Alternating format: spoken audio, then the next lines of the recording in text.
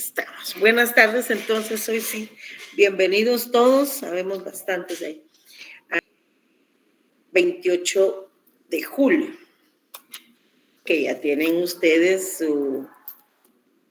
sus guías ahí a mano, ¿verdad? Entonces, se lo voy a hacer un poquito la computadora así, para poner mis guías. Entonces, ya tienen ustedes sus guías a mano. Pues para quienes no sabían de mi forma de desarrollar la clase o la exposición más que todo, pues ya ven que las guías, por eso las mando cerca del mediodía para que ustedes ya las tengan en su periodo de clase. Y entonces, como su nombre lo indica, ahora es una guía conceptual y tiene lo más general de la plática, especialmente en lo que se refiere a conceptos y citas legales, para que entonces ustedes no se vean en la necesidad y en la angustia de estar tomando apuntes o que repita algo o que no escucharon bien algo, en fin, ¿verdad? Entonces, ahí lo tenemos y así es el estilo y así vamos. El día anterior nosotros vimos la famosa clasificación de los bienes, ¿se recuerdan? Y vean, además de tener conocimiento de toda esa clasificación de bienes, también hay que estar conscientes de la importancia. Muchísimas gracias, muy amable. Hay que estar conscientes de la importancia jurídica y legal que tiene el conocer la clasificación de los bienes. Y les prometí hacerles una guía conceptual número 7 ahí con algunos ejemplos de algunas de algunas leyes. ¿Qué pretende? Si ustedes la ven, son 14 leyes que citamos ahí, además obviamente del Código Civil y de nuestra Constitución Política. Lo que yo quiero es que ustedes vean cómo los bienes tienen aplicación en otros campos del derecho, uno. Y dos, que se vayan familiarizando con ellos y con las diversas leyes.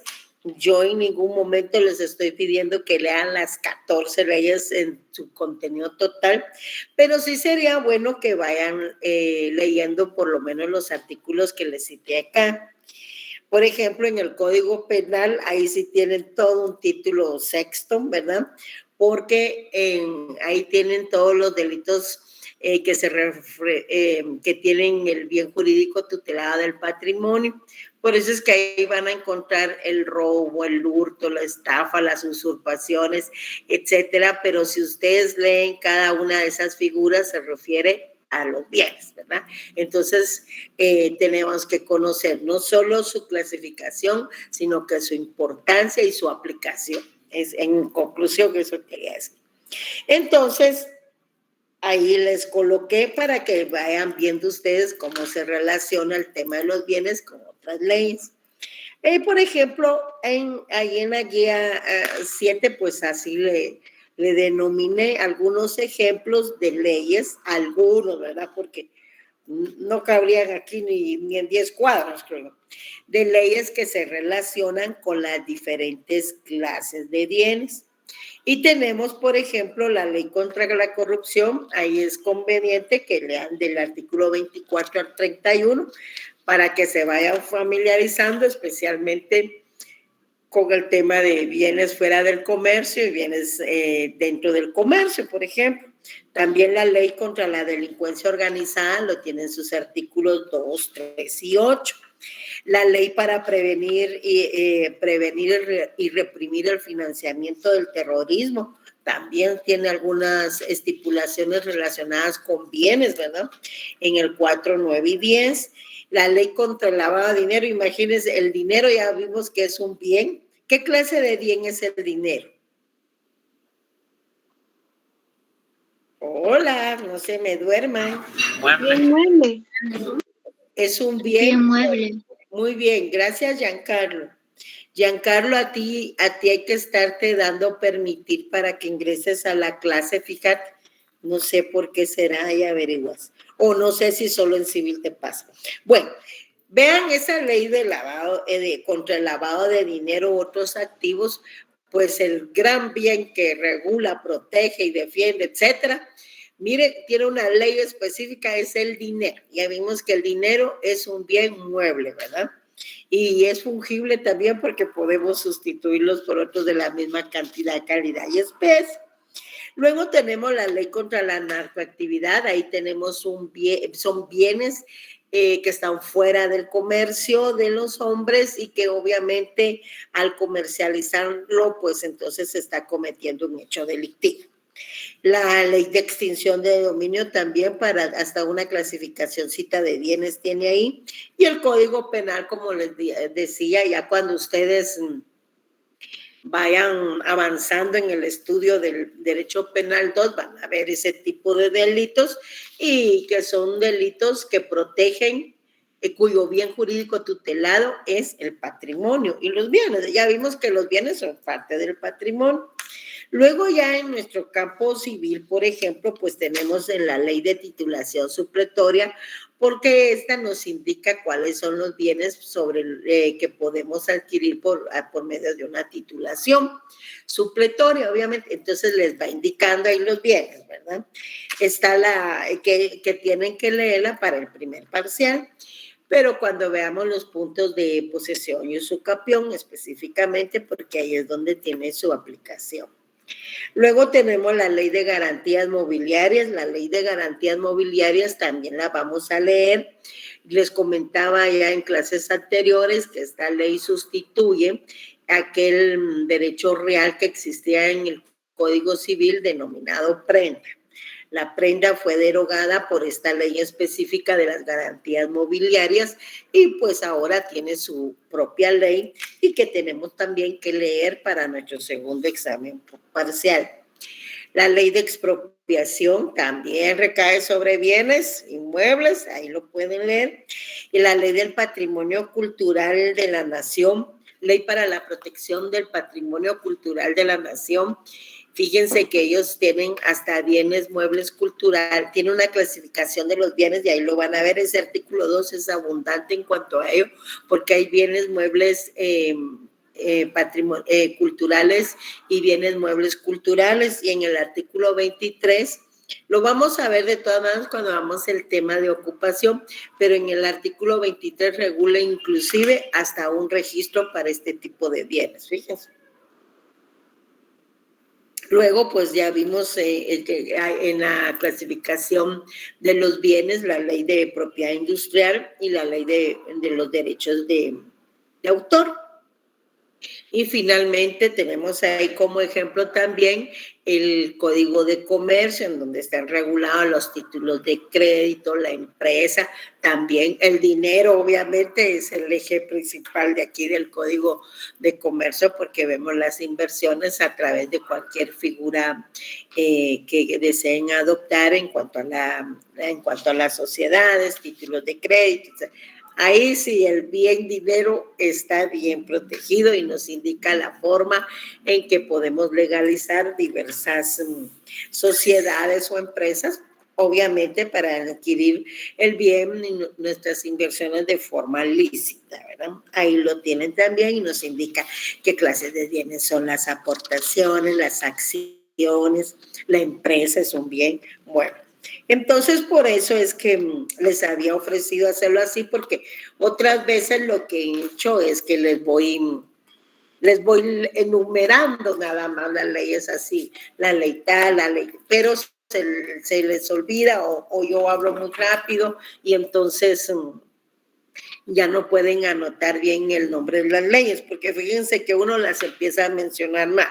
Por ejemplo, yo les digo ley contra la ley del lavado, por ejemplo, y no se llama ley del lavado, fíjense, se llama ley contra el lavado de dinero u otros activos. Entonces, denomina mal la ley, y al denominarla mal, obviamente esa ley no existe, ¿verdad? Porque tiene ahí su su nombre como no las personas, su nombre propio y sus apellidos, y entonces es mejor que se las consignara ahí, y en especial pues algunos artículos para que ustedes vayan viendo entonces la relación, ¿verdad?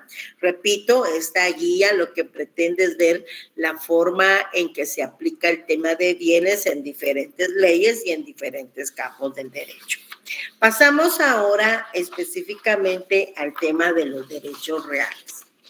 Cuando hablemos de los derechos reales, compañeros, pues vean, ya estamos haciendo referencia hasta a nuestro libro segundo del Código Civil, que precisamente se denomina así, ¿verdad? Eso ya todos lo conocemos, lo vimos en el semestre pasado, y seguramente si tienen ahorita su Código Civil abierto ahí en el libro segundo, vemos que el título del libro segundo es de los bienes, ya vimos, de la propiedad, vamos a ver, y demás derechos reales, ¿ya? Entonces, el tema de derechos reales es el tema básico para este curso de Derecho Civil 2, que lo vamos a ver en nuestros primeros 2 parciales. Yo les comentaba la vez pasada que en este curso de Derecho Civil 2 vamos a conocer 2 libros. El libro segundo, que es de los bienes, de la propiedad y demás derechos reales, y el libro tercero, que también habla de patrimonio, solo que de una persona que fallece, ¿verdad? Y que no sabemos en qué circunstancias, y dependiendo en la forma en que fallece, es decir, si otorgó o no testamento, pues así serán sus efectos y la aplicación de otras figuras. Repito, para este curso de Derecho Civil 2 estudiaremos 2 libros del Código Civil. El libro segundo, como ya hemos repetido en la transmisión, pues se denomina de los bienes, de la propiedad y demás derechos reales. Ya saben que deben de tener ahí su resaltador, ¿verdad? Y el tema de la sucesión hereditaria en el libro tercero. Conforme vayamos estudiando el libro segundo, como se refiere a los derechos reales deben ser inscritos en un registro, y ese registro es el registro de la propiedad.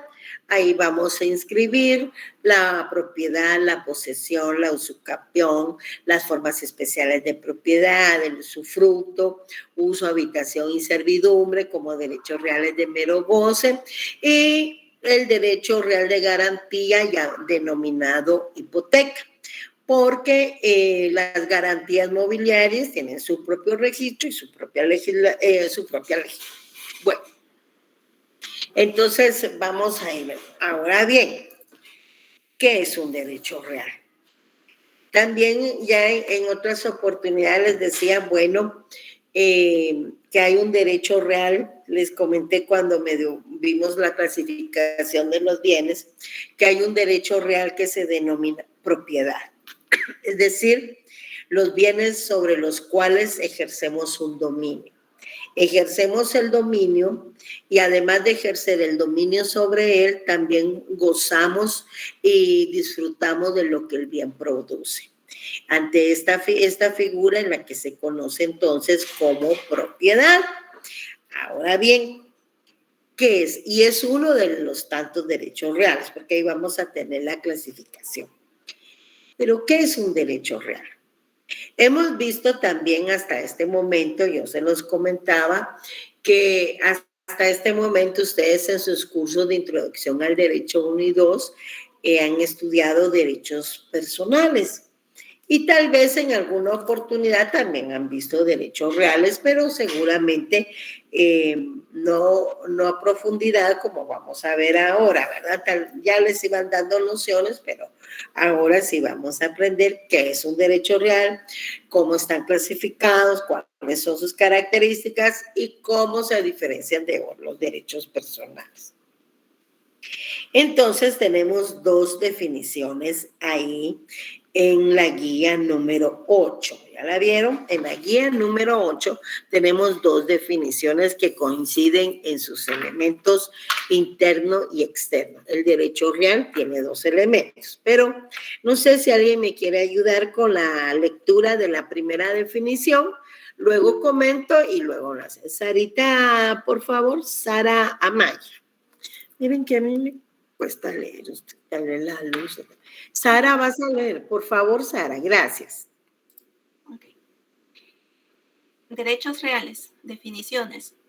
Por derecho real se entiende el poder jurídico que una persona ejerce directa o inmediatamente sobre una cosa, para aprovecharla total o parcialmente, siendo este poder jurídico oponible a todo el mundo.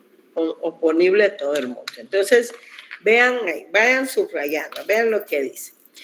Gracias, Sara. Se entiende por derecho real un poder, pero ¿qué clase de poder? Es el poder que ejerce una persona en forma directa o inmediatamente sobre una cosa. En los derechos reales ejercemos poderes sobre cosas. No hay una relación jurídica entre un sujeto activo y un sujeto pasivo, como sucede en el derecho personal. Ejercemos un poder, ya sea en forma total o en forma parcial. Y este poder tiene la característica también que es oponible contra todo el mundo. O sea, su oponibilidad erga omnes. Gracias. Ahora hay otra definición, es la definición del maestro mexicano Clemente Soto Álvarez. Y luego tenemos otra definición que nos proporciona el tratadista Berker. ¿Quién quiere ayudarme a leer esta otra definición?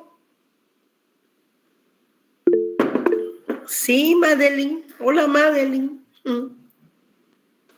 Buenas tardes. Buenas tardes, Madeline. Ok, la segunda definición dice, el derecho real se afirma, tiene un lado externo y otro interno, constituido este por el poder sobre la cosa y aquel por su oponibilidad erga omnes. Ok, bueno. Esta otra definición nos indica siempre, ¿verdad?, que hay un poder, sobre la cosa. En los derechos reales vamos a ver poderes jurídicos que se ejercen en forma directa, inmediata sobre las cosas, sobre los bienes, ¿ya? Y nos explica que existen dos elementos que conforman el derecho real, un elemento externo y un elemento interno. El elemento externo es su oponibilidad ante todo el mundo. Esa oponibilidad erga omnes. Y el elemento interno es el poder que ejerce sobre las cosas. Hago énfasis en esto porque estoy diciendo el poder que se ejerce sobre las cosas, no la relación que tengan con una cosa. Ustedes no pueden hablar con su teléfono, sí, pero no les pueden decir a su teléfono, mira, y vamos a celebrar un contrato por escrito o es un contrato verbal. ¿Cuáles son tus condiciones? No. Ustedes ejercen un poder sobre su teléfono, un poder sobre su computadora, un poder sobre sus libros directo, inmediato. ¿Y qué están diciendo? Bueno, es propiedad mía. Y ese teléfono es de mi propiedad y lo van a respetar. De ahí la oponibilidad de erga omnes. Porque si alguien toma tu teléfono indebidamente, está cometiendo un hecho delictivo. Si utiliza violencia es un robo y si no utiliza violencia es un hurto, entre sus variantes. Bueno, por eso ese lado externo, ¿verdad? Todos conocen que ustedes son propietarios del vehículo en el cual se conduce, transportan, ya sea un vehículo de 4 ruedas o un vehículo de 2 ruedas, moto. Bueno. Entonces, repito, en los derechos reales no hay relaciones jurídicas entre personas. Hay una persona que ejerce un poder sobre los bienes. En los derechos reales hay bienes, ¿ya? Ese es el objeto. En cuanto a su naturaleza jurídica, existen 3 teorías, 2 que han sido abandonadas y la teoría ecléctica, que es la aceptada, ¿verdad? Actualmente la se ha aceptado. ¿Qué sucede ahí? Vean la teoría clásica. Esta teoría considera el derecho real como un poder o señorío inmediato y directo que su titular podía ejercer sobre una cosa. Ahí vamos bien, ¿verdad? Sostiene, pero ahí viene, hasta ahí vamos bien, pero vean la otra parte. Sostiene que existe, y si quieren lo subrayan, una relación directa entre persona y cosa, ¿verdad? Entonces, por eso explicamos las 2 definiciones. No hay una relación directa, no hay una relación jurídica entre persona y cosa. Sobre las cosas ejercemos poderes directos, jurídicos e inmediatos sobre los bienes, ¿verdad? Pero no hay una relación entre persona y cosa porque las relaciones jurídicas son entre personas, para un sujeto activo y para un sujeto pasivo. Bueno, entonces obviamente ya vimos que esa no está vigente, ¿verdad? Empiezan con los estudios, los clásicos, pero en esto fue donde cometieron su confusión o error, no sé. Luego aparece la teoría personalista o anticlásica, fíjese, o anticlásica. Ella fundamentalmente lo que realiza es una crítica a la tesis clásica. Indica que solo proceden relaciones jurídicas entre personas y no entre personas y cosas. Solo entre personas, ahí estamos bien. Pero crea una relación personal entre el titular del derecho real y las demás personas.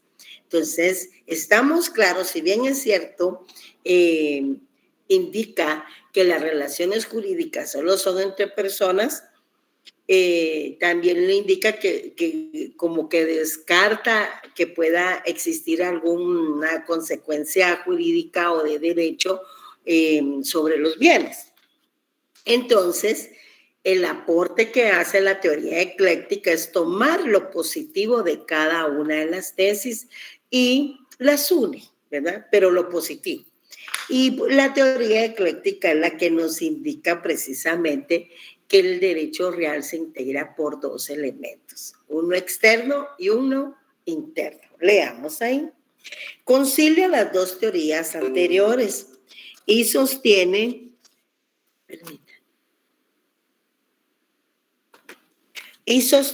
que el derecho real concede a su titular un poder, ya vamos viendo, inmediato y directo sobre una cosa que puede ser ejercitado y de hecho valer frente a todos, o sea, su oponibilidad.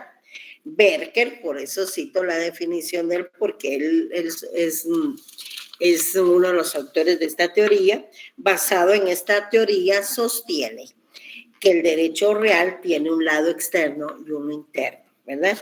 Tal y como lo expresa en su definición que acabamos de precisamente leer. Entonces, esta es la teoría actualmente aceptada, ¿ya? Bueno, los derechos reales, entonces ya vimos que en cuanto a la naturaleza jurídica, los derechos reales, es aceptada la teoría ecléctica, ¿verdad? Pues también los derechos reales tienen sus características propias. Por ejemplo, la singularidad de la adquisición, el escaso poderío creador de la voluntad humana, los derechos de preferencia y persecución y la posibilidad de abandono de algún derecho real. Y estas características son citadas por el maestro Juan Francisco Flores Juárez en el libro de texto que les comenté la vez pasada. Luego pasamos a nuestra guía número 9. Estamos en la guía número 9. Ahí tenemos una clasificación de los derechos reales, pero que se encuentra acá en nuestro Código Civil. O sea, clasificación de los derechos reales contenida en el Código Civil. Como repito, nuestro libro, entonces nuestro libro segundo trata específicamente el tema de los derechos reales. Y repito, se denomina de los bienes, de la propiedad y demás derechos reales. 3 son las clases de derechos reales existentes. Un derecho real de derechos reales de goce y disposición, en donde encontramos a la propiedad, los derechos reales de mero goce, en donde encontramos el usufructo, el uso, la habitación y la servidumbre. Quiero que tengan a mano su código civil porque vamos a hacer un ejercicio. Y los derechos reales de garantía, en donde se encuentran la hipoteca, que está regulada en el Código Civil, y las garantías mobiliarias que tienen su ley específica de garantías mobiliarias. Quiero que vean la ley de garantía.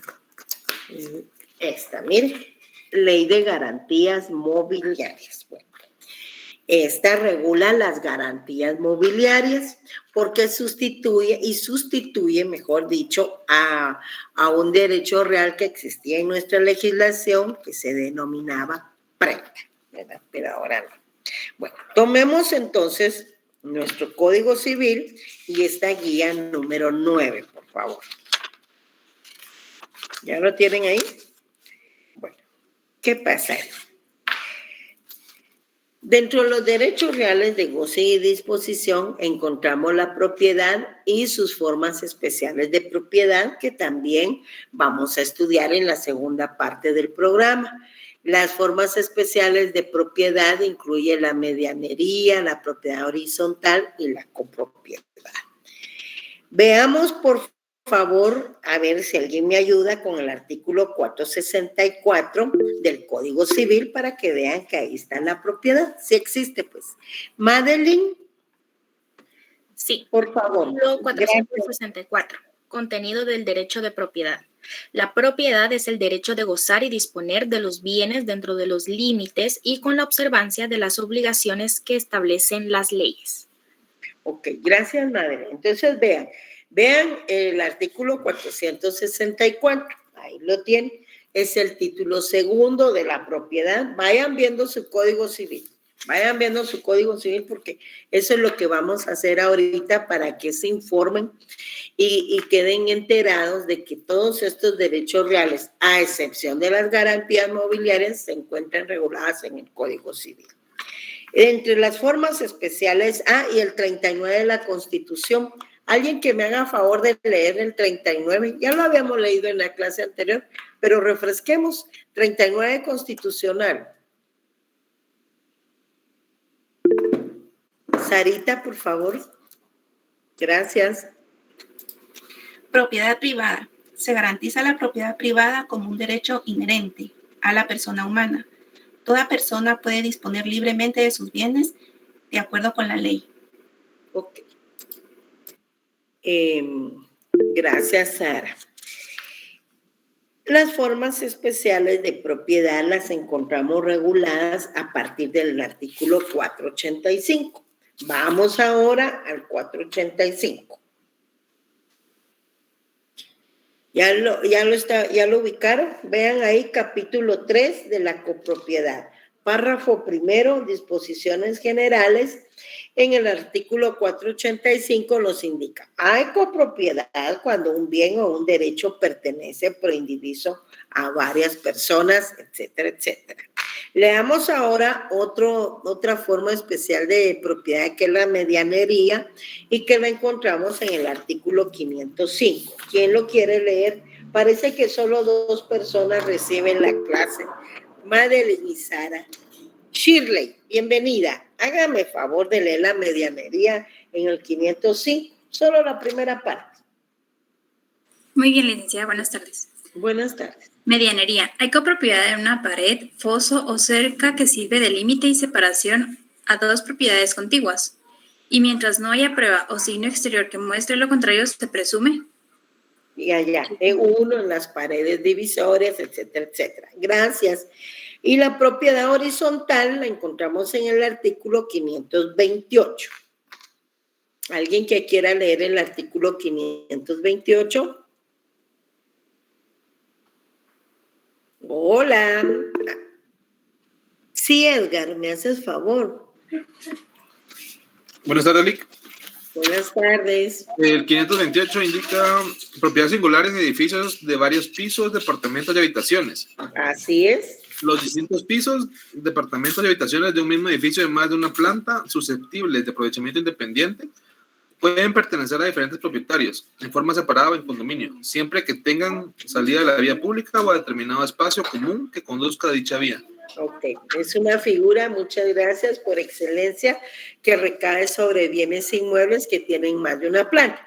Pero esto no se preocupen, yo lo que quiero es que vayan ubicando en su código civil que existen todos estos derechos reales, porque a continuación vamos a explicar el tema de la enumeración de los derechos reales. Entonces, ahí están, ¿verdad? Y cada uno de ellos va a ser objeto de explicación en el curso de Derecho Civil 2. Bueno, entonces, repito, y gracias, Edgar, dentro de los derechos reales de goce y disposición encontramos la propiedad, que ya leímos, y las formas especiales de propiedad, que son copropiedad, propiedad horizontal y medianería. Ya ven, ahí tiene el artículo específico para que vean que se encuentran reguladas. ¿En qué libro? ¿En qué libro del Código Civil? ¿Cómo se llama ese libro del Código Civil que estamos estudiando? El libro 2, licenciada. ¿Y cómo se llama, Andrés, el libro 2? Se llama de los bienes de la propiedad y demás derechos reales. Muy bien, gracias. Ok. Luego pasamos a los derechos reales de mero goce. Miren, aquí les estoy dando una explicación general, pero en cada uno de estos va a ser explicado en una reunión respectiva, ¿verdad? Todos tienen que ser explicados porque ese es el objeto del curso de Derecho Civil 2, ¿verdad? Bueno, entonces, ¿qué son estos derechos reales de mero goce? Fíjense que podemos, en la propiedad vimos que podemos disfrutar de lo que un bien produce porque ustedes son los dueños, ¿verdad? Entonces, si eres dueño de tu computadora, pues obviamente lo utilizas y puedes disponer de esa. Vas a ir se la puedes prestar a otra persona o la puedes regalar o la puedes vender, etcétera, porque tú tienes la propiedad, ejerces un poder jurídico directo, inmediato sobre un bien, que es oponible contra todo el mundo. Bueno, pero ahí estamos hablando de la propiedad. Disfrutamos de lo que el bien produce y disponemos libremente del bien porque estás ejerciendo la propiedad. Pero también les cuento que podemos disfrutar de lo que produce un bien, pero ojo, ese bien pertenece a otra persona y por eso existen los derechos reales de mero goce. Tú vas a disfrutar de lo que un bien produce, de todos sus beneficios, pero ese bien le pertenece a otra persona. Obviamente la otra hay consentimiento, ¿verdad? Porque si no hay una figura delictiva. Entonces, por ejemplo, puede recaer un uso sobre un bien mueble, sobre un vehículo, ¿verdad? Y a ustedes les van a dar el uso de ese vehículo para que puedan ir a hacer sus pasantías a los tribunales de justicia. Y si estuviéramos en clases presenciales, ese vehículo se los van a dar para que ustedes se desplacen a la universidad, pero resulta que el carrito es de tu papá, de tu mamá o de tu hermanito.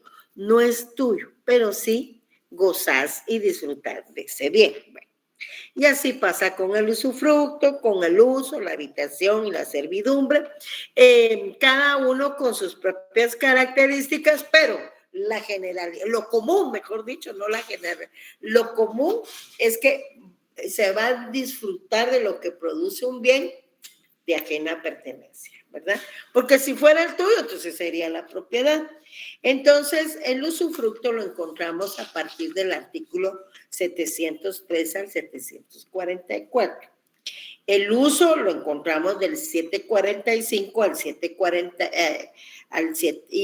perdón, el uso se encuentra del 745 y del 747 al 751. ¿Por qué? Porque el 746 regula el tema de la habitación y de ahí del 746 para adelante, para el 751 también regula el tema de habitación. Esos artículos son aplicables a los mismos. Y luego tenemos la servidumbre a partir del artículo 752 al 821. Veamos rapidito entonces el usufructo en el artículo 703 para que vayan viendo que sí existe, ¿verdad? No me los estoy inventando. Veamos el artículo 703. Miren, ahí lo tienen. ¿Alguien que lo quiera leer rapidito? Ya vamos a ir. 703. Gracias. Extensión del usufructo. Pertenecen al usufructuario los frutos naturales y civiles que los bienes produzcan ordinaria y extraordinariamente, salvo las limitaciones establecidas en el título en que se constituya. Es un contrato, pero su regulación legal encontramos del artículo 703 al 744. Ahora veamos el 745 que regula el derecho real de mero goce denominado uso. ¿Alguien ahí que nos vaya a apoyar? Carmen María. Artículo 745. Contenido del uso. El uso da derecho de servirse de cosa ajena o de aprovecharse de los frutos de ella, en cuanto basten para las necesidades del usuario y de su familia. Excelente, bueno. Entonces el uso, ahí encontramos el contenido del mismo en el 745 y está regulado del 745 al 747. La habitación, el uso está en el 745 y del 747 al 751. Miren, yo iba de confundirme. ¿Pero por qué? Porque lo que les quiero comentar es que el contenido de la habitación está en el 146. Por eso es que cuando hablamos del uso no nos vamos con todos los artículos. Hay una interrupción porque el 745 aplica para el uso y el 746 para la habitación. ¿Alguien que quiera leer rapidito el 746? Y del 746 al 751 todo el tema de habitación, por favor. Dime, Brian. Brian es, ¿verdad? Sí, licenciada, buenas tardes. Buenas Artículo 746, contenido de la habitación. La habitación se limita a lo que sea necesario para quien tiene el derecho y para su familia, aun cuando no haya tenido en el momento de constituirse el derecho. Muy bien, gracias. Y la servidumbre la encontramos en el artículo 752. ¿Alguien que quiera leer el tema de servidumbre 752? Sí, Diego. Diego, perdón. Freddy, lees el otro después de Diego. Artículo 752, concepto. Servidumbre es el gravamen impuesto sobre un predio para uso de otro predio de distinto dueño o para utilidad pública o comunal. Sin embargo, el propietario de dos fincas puede gravar una de ellas con servidumbre en beneficio de la otra. El inmueble a cuyo favor está constituida la servidumbre se llama predio dominante y que la sufre predio sirviente. Muy bien, gracias. La servidumbre, entonces ya vimos, ahí inicia su regulación legal a partir del artículo 752 al 821. Freddy, tú habías levantado la mano, me vas a hacer favor de leer el artículo 822, pero espera, solo explico y me lees la hipoteca, por favor. Luego tenemos la otra clase de derechos reales que pertenece a la categoría de los derechos reales de garantía. Con los derechos reales de garantía, la característica que tenemos es que los utilizamos para garantizar el cumplimiento de una obligación. Cuando lo que damos en garantía es un bien inmueble, entonces estamos ante la figura de la hipoteca. Sí, Madeline, yo ya les comenté que cada uno de estos temas van a ser desarrollados en la clase. Ahorita no estamos en el tema de servidumbre y solo estamos enumerando los derechos reales, ¿ya? La servidumbre la vamos a ver, por supuesto. Pero yo lo que quiero ahorita es que ustedes se fijen que en el Código Civil están todos estos derechos reales y que el usufructo, el uso, la habitación y la servidumbre, yo ya lo dije, van a ser explicados ampliamente en cada una de las sesiones. Vamos a, repito, los derechos reales de garantía, pues como su nombre lo indica, nos sirven para garantizar el cumplimiento de una obligación. Cuando lo que damos en garantía es un bien inmueble para garantizar el cumplimiento de una obligación, estamos ante la hipoteca. Y cuando lo que se da en garantía es un bien mueble, estamos ante las garantías mobiliarias que se rigen por su ley específica. ¿Ya? Por favor, Freddy, tú me ibas a ayudar con leer el artículo 822. Vayan buscando ahí. Gracias, Freddy. Artículo 822, concepto. La hipoteca es un derecho real que grava un bien inmueble para garantizar el cumplimiento de una obligación. Muy bien, para garantizar el cumplimiento de una obligación. Bueno, ¿qué sucede aquí entonces? La clasificación de los derechos reales en el Código Civil, que es lo que nos interesa, ¿verdad?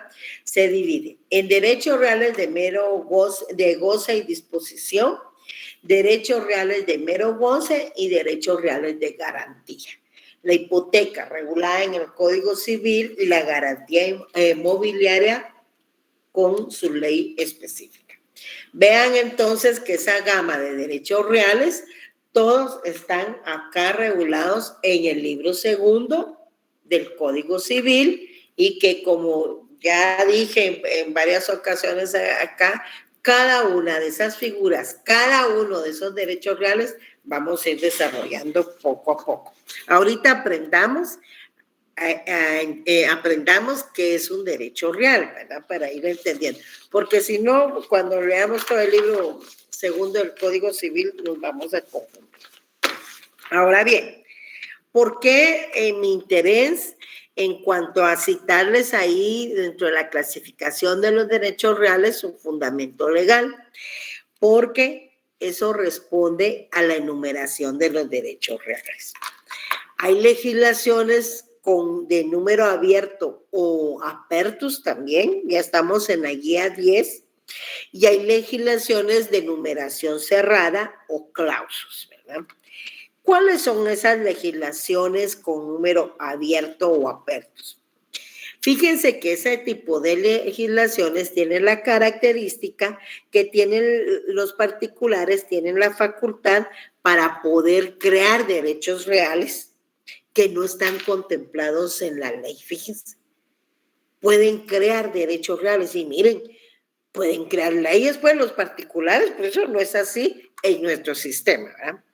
En cambio, cuando vemos las legislaciones de número cerrado o clausus, van viendo ahí, en este sistema existen única y exclusivamente figuras de derechos reales que se encuentran taxativamente en la legislación.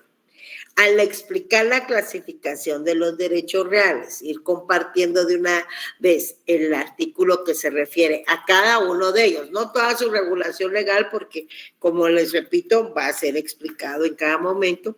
Entonces, estamos ante las legislaciones de número cerrado o clausus. ¿Por qué? Porque solo permite los derechos reales que se encuentren regulados. ¿Dónde? ¿Dónde? No se duerman. ¿Dónde están regulados los derechos reales? En el segundo libro del Código Civil. Ajá, en la ley. Y nuestra ley es el Código Civil, libro segundo, de los bienes de la propiedad y demás derechos reales y la ley de garantías mobiliarias. Por eso no debemos. La orientación entonces de nuestra legislación, o sea, la postura que nuestra legislación adopta es el número cerrado o clausus, ¿verdad? No se permiten más derechos reales que los que están enumerados taxativamente, tanto en el Código Civil como en nuestra Ley de Garantías Mobiliarias. Números clausus, ¿entendido? ¿Por qué? Tenemos un libro segundo destinado que precisamente su nombre es así, de los bienes, de la propiedad y demás derechos reales. Pero fíjense que también los derechos reales deben ser inscritos y por eso es que nuestro libro segundo, el Código Civil, tiene una gran relación con otro libro, que es el libro cuarto del Código Civil. Veamos el libro 4 del Código Civil para que ustedes entiendan. El libro 4 del Código Civil inicia, en el artículo 1124. Vamos al libro 4 del Código Civil en el artículo 1124. Quiero que lo veamos y miren, poco a poco vamos a ir viendo que al final del día vamos a ir estudiando 3 libros del Código Civil en el semestre, es decir, en el cuarto semestre. Entonces, ¿dónde inicia el libro cuarto del Código Civil? En el artículo 1124, ¿verdad? ¿Estamos claros? Vamos ahora al artículo 1124 y me van a indicar cómo se llama ese libro. Por favor. Del registro de la propiedad. Del registro de la propiedad. Muy bien, muy bien. Me gusta porque quiere decir que tienen sus guías y tienen sus libros. Bueno, su Código Civil. Ese libro cuarto del Código Civil, que se denomina del registro de la propiedad, resulta, mis queridos compañeros, que en el registro de la propiedad es donde se inscriben los derechos reales. ¿Quién quiere leer el artículo 1124, por favor, del Código Civil? ¿Puedo leerlo, licenciada? Sí, Amanda. Ahorita estoy en mi cámara. Dice, Vale. Artículo 1124. Oigan, perdón, Amanda. Pongan mucha atención porque ya vimos cómo se llama el libro segundo del Código Civil. Y ahorita nos está tirando al libro cuarto del Código Civil porque vamos a ver que en el registro de la propiedad se inscriben los derechos reales. ¿Pero cuáles? Hoy sí, Amanda, discúlpame. Claro, licenciada. El artículo 1124. El registro de la propiedad es una institución pública que tiene por objeto la inscripción, anotación y cancelación de los actos y contratos relativos al dominio y demás derechos reales sobre bienes inmuebles y muebles identificables. Hagamos un alto ahí, perdón, Amanda. Miren, y demás derechos reales sobre bienes inmuebles y muebles identificables. Miren, ahí yo lo tengo, pero estoy volviendo. Con excepción, Amanda, continúa, por favor. Con excepción de las garantías mobiliarias que se constituyan de conformidad con la Ley de Garantías Mobiliarias. Aquí está, miren. Entonces, Código Civil, libro segundo, libro cuarto, Ley de Garantías Mobiliarias, número clausus, número cerrado, ¿verdad? Y luego tenemos, ahí tengo un error también, miren, ahorita que estoy viendo la guía número 10, ¿no? El artículo 1125 lo cité 2 veces y es 1124 que acaba de leer Amanda y el 1125, miren, qué lapsus, 2 veces el mismo. Voy a iniciar la lectura del 1125 y vamos a leer unos 3 numerales nada más, ¿verdad? O 4, si mucho, porque tiene 14. Bueno, pero yo lo que quiero es que tomen conciencia que en el registro de la propiedad se inscriben los derechos reales y cuáles y qué es lo que se inscribe en el registro de la propiedad. Veamos ese artículo 1125. Ya les dije que en la guía también lo corrijan, ¿verdad? Porque cité 2 veces el mismo artículo. Es artículo 1124 que acabamos de leer y el 1125. Llevemos la lectura y me van ayudando. En el artículo 1125 indica que en el registro se inscribirán 2 puntos. 1, los títulos que acrediten el dominio de los inmuebles y de los derechos reales impuestos sobre los mismos, ¿verdad? Un bien inmueble esté inscrito en el registro de la propiedad, pero sin hipoteca. Pero la hipoteca posteriormente, también la hipoteca se inscribe, ¿me entienden? Entonces, vayan subrayando, inmuebles y derechos reales. 2, los títulos relativos de dominio de los inmuebles y en los que se constituyan, reconozcan, modifiquen o extingan derecho de ¿qué? De usufructo, de uso, habitación, patrimonio familiar, hipoteca, servidumbre y cualesquier otros derechos reales sobre inmuebles en los contratos de promesa sobre inmuebles o derechos reales sobre los mismos. ¿Quién lee el tercero? Y les queda de tarea leer el sí, Sarita. La posesión que consta en título supletorio legalmente expedido. Quería que leyéramos esto porque este tema de la posesión y usucapión es el que tiene relación con la ley que les he estado dejando de tarea, que es la ley de titulación supletoria. Ahorita no la tengo aquí, pero no sé. La ley de titulación supletoria para los temas de posesión y usucapión. Entonces, ya tenemos claro que los derechos reales se encuentran regulados en el Código Civil, en su libro segundo, y en la Ley de Garantías Mobiliarias. Ya tenemos claros que los derechos reales se inscriben ¿en qué registro? ¿En qué registro? El registro de la propiedad. En la propiedad. Muy bien, en el registro de la propiedad y que le dedica nuestro Código Civil un libro entero, que es el libro 4. Entonces, miren cómo se va, hay acrecentamiento de lecturas, porque al final no vamos a ir leyendo o estudiando solo el libro segundo y tercero del Código Civil, sino que estos 2, porque también el tema de los testamentos tienen relación con el libro 4. Ya el año entrante leen ustedes el libro 5. Pasamos ahora a nuestra guía número 11. En la guía número 11 tenemos las principales diferencias que existen entre los derechos reales y personales. En primer lugar tenemos, ahí van subrayando, que el objeto del derecho real es una cosa en sentido común, porque sobre los bienes, sobre las cosas, vamos a ejercer el dominio, vamos a ejercer ese derecho real, ¿verdad? Que conlleva un poder jurídico directo e inmediato sobre el bien y que lo hacemos valer contra todo el mundo. En cambio, en el derecho personal, pues el objeto es la prestación, ¿verdad? Que consiste en dar, hacer, no hacer, ¿verdad?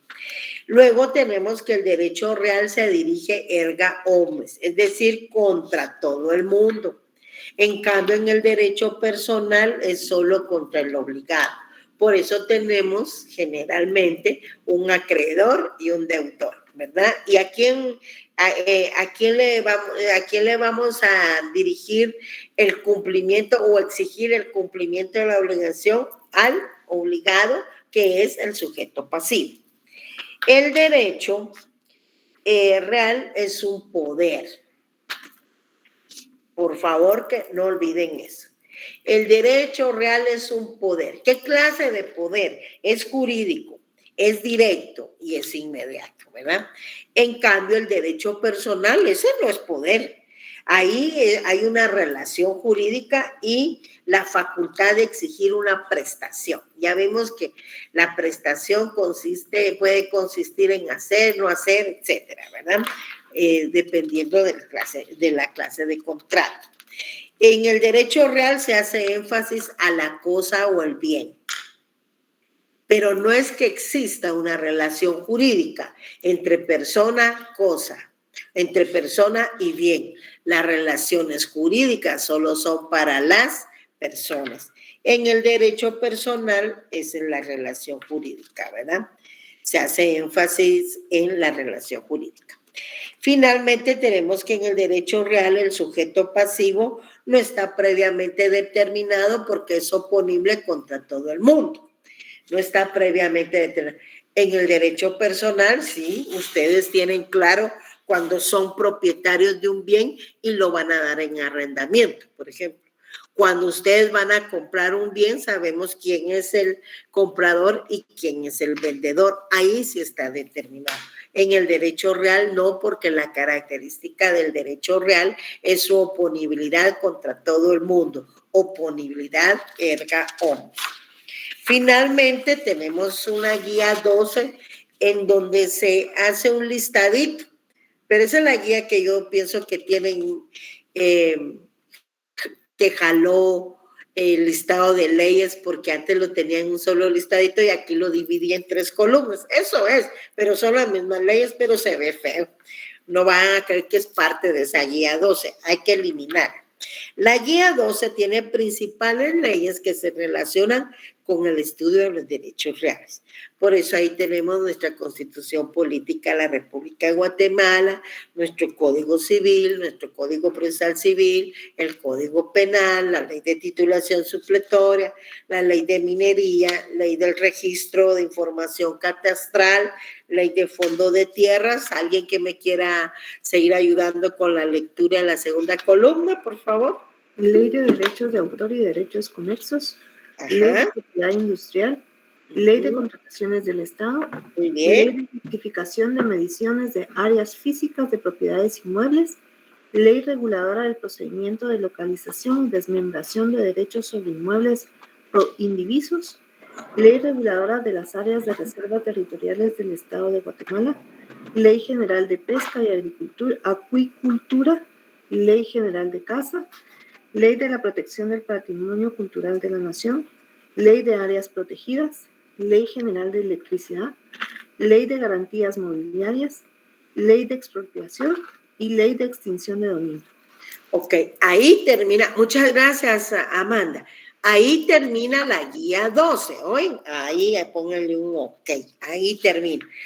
Luego ya viene la cola, porque como yo lo ordené así en columnas, entonces se vino esa cola que no eliminé. Ahí la voy a eliminar, pero esa es la misma situación de las principales leyes que se relacionan con los derechos reales. No es nada más, lo único que lo ordené. Ok, entonces, compañeros, ahí hemos finalizado nuestra clase de derechos reales. ¿Qué es un derecho real entonces? Es la potestad de una persona sobre un bien mueble. Permítanme. Madeline, y después doy la palabra. Vamos, Madeline. Es la potestad que tiene una persona jurídica sobre una cosa, es decir, un bien mueble o inmueble. Bueno, fíjense lo que ella me está diciendo y ahora me voy a sentir mal porque no me entendieron. No es potestad. Aquí no hay prestación. La potestad es para los derechos personales. Ya dijimos que aquí lo que hay es un poder jurídico directo e inmediato que ejercemos sobre los bienes, sobre las cosas. Miren, me expuse una hora, pero no. Entonces, por favor, lean, pongan atención. Los derechos reales son poderes. Inclusive, además de las 2 definiciones que tienen en la guía número 8, también, por eso lo leímos, también están en la guía 12 las principales diferencias. Y ahí, en la guía 11. Y ahí hay unos que realmente les dicen, miren, el derecho real es un poder inmediato y directo. El derecho personal no es poder, esa sí es facultad de obtener o exigir una prestación, potestad. Entonces, por favor, pongan atención, compañeros. Alguien levantó la mano ahí, pero ya no vi. Vuelvan a levantarla. ¿Hay alguna duda? Buenas tardes, licenciada. Sí, Carlos. Solamente para acotar lo que usted acaba de afirmar, que es un poder jurídico, licenciada. Directo, inmediato, que se ejerce sobre una cosa. Exacto. Un poder jurídico, ¿verdad? Ya los derechos personales, ya vimos que es otra situación y que hay diferencia. Ya vimos entre los derechos personales y los derechos reales. ¿Alguna duda, compañeros? ¿No? No, licenciada. No, licenciada. ¿Sí, Andrés? No, muchas gracias, licenciada. Bueno, vaya, pues nada, bueno. Entonces, por favor, mucha atención y lean las principales diferencias. Muchas gracias. Yo espero que se haya quedado claro para que entiendan que es un derecho real y que es un derecho personal, ¿verdad? Bueno, tengan una buena tarde.